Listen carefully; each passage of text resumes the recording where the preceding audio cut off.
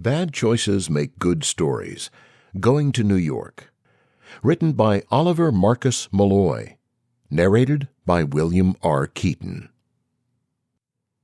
Chapter 1. Prostitution. Quote, "Sex is one of the most wholesome, beautiful, and natural experiences that money can buy." Close quote. Steve Martin. Quote, "I don't understand why prostitution is illegal. Selling is legal. Fucking is legal. Why isn't selling fucking legal? You know, why should it be illegal to sell something that's perfectly legal to give away?" Close quote. George Carlin. Prostitution is legal pretty much everywhere in the world. Well, almost everywhere. Not here in the U.S. When I was younger, I never understood why it should be illegal. I understand it now. I grew up in Germany.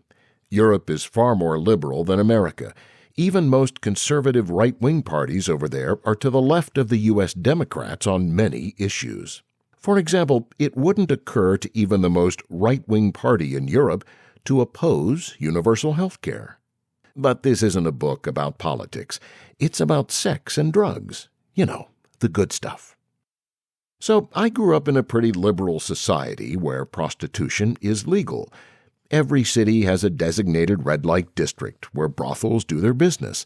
But you won't find brothels just in the red light districts. You'll find them in all sorts of neighborhoods, tucked between supermarkets and single-family homes. They're not even hiding. Why would they? They're legal and a normal part of society.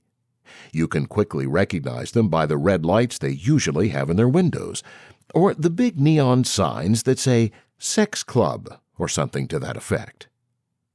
The red light district in Amsterdam is so famous, it's a popular tourist destination. You'll see whole families walk through the streets, pushing strollers with their toddlers, looking at the attractions.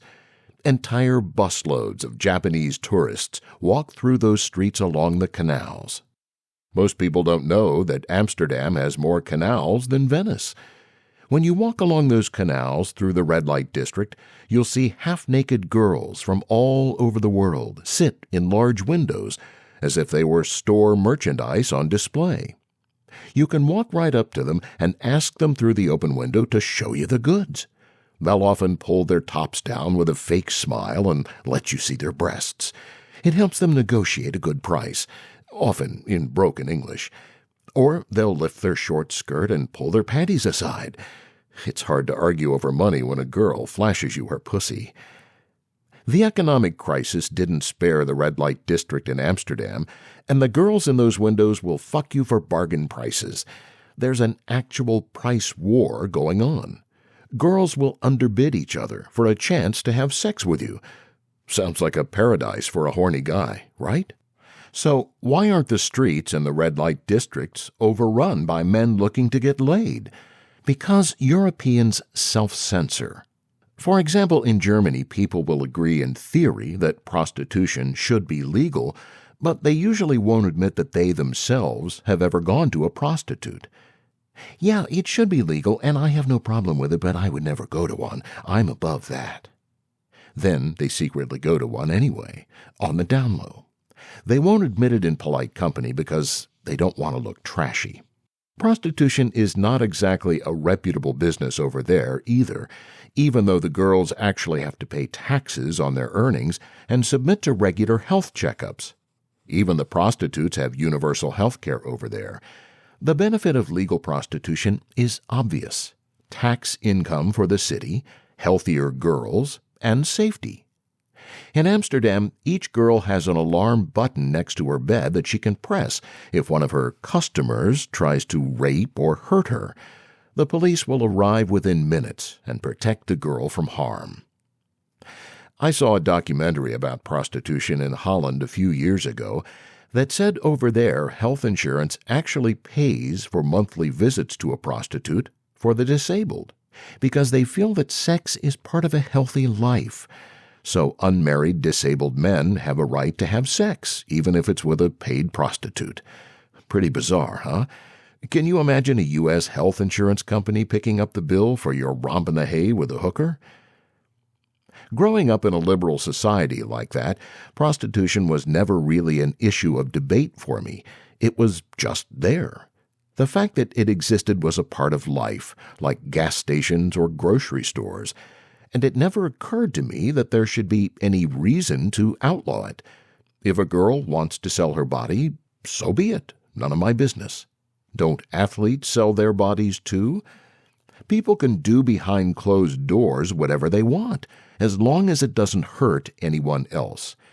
And that was still my attitude when I moved to the States in my 20s.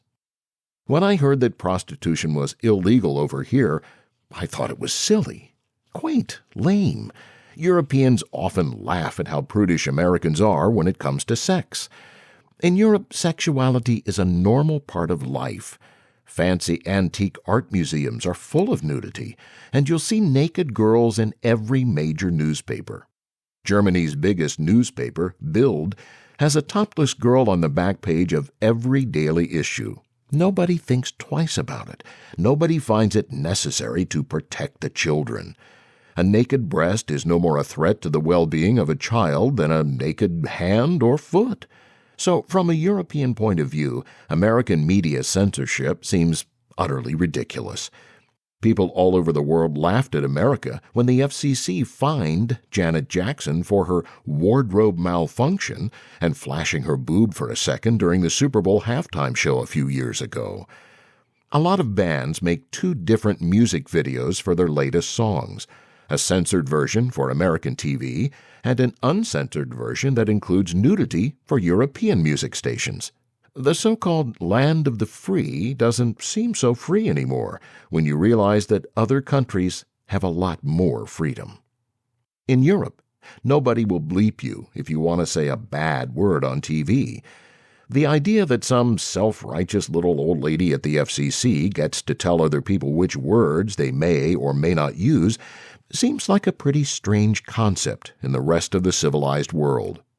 Media censorship is a prohibition of words and pictures. The war on drugs is a complete failure, and so is the American war on words. When you forbid a word, you give it power. Self-proclaimed rebels will use words like shit or fuck simply to shock and sound cool. But every word serves a purpose. It conveys an idea. And the idea behind words like feces, stool, or poop is exactly the same as behind the word shit. They all conjure up the same mental image in your head. So why are stool and poop good words and shit is a bad word? Who decided that, and why am I bound by that decision? Why do some people feel offended by the word shit, but not by the word poop? Because some little old lady at the FCC decided that good citizens don't use the word shit, and suddenly using a word like shit or fuck becomes an act of civil disobedience. Suddenly, a little four-letter word has the power to shock. If a guest host on Saturday Night Live disobeys the rules and uses the word fuck on the air, it's a big deal, and the morning shows talk about it for days. That's so silly. If a German farmer is being interviewed on the news because a severe storm ruined his crop, nobody would bleep him, and nobody would make a big deal of it if he said, "That goddamn storm ruined my fucking crop. Fuck my life." If he doesn't curse on the air, it's not because he's being censored, but because he chooses not to, because he doesn't want to sound like an ignorant brute. Germans don't need someone telling them what they can and cannot say. They decide for themselves what is appropriate. Medical studies have shown that cursing reduces levels of stress and pain. Repressing your anger is not healthy. It's much better to verbalize it and let off steam. Maybe all that repressed anger is the reason why there are so many serial killers in America.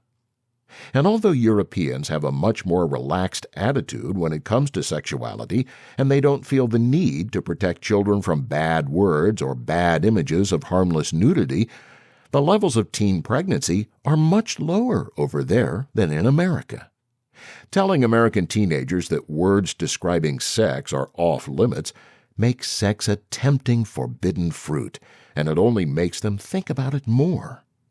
educating European teenagers about their own sexuality and that it's a natural part of life, but teaching them to censor themselves because it's important to get an education before you start a family is obviously a much more effective way to reduce teen pregnancy. Anyway, this is my book. I curse when I get really upset. Letting off steam that way makes me feel a little bit better. I've been through a lot, but I have never had the urge to go postal. I thank fuck for that. And whether I write that I had sex with a girl, or I fucked her, or we screwed, or we copulated, or had intercourse, or a romp in the hay, it all conjures up the same mental image. This book contains a lot of bad words, so if you are easily offended, go fuck yourself.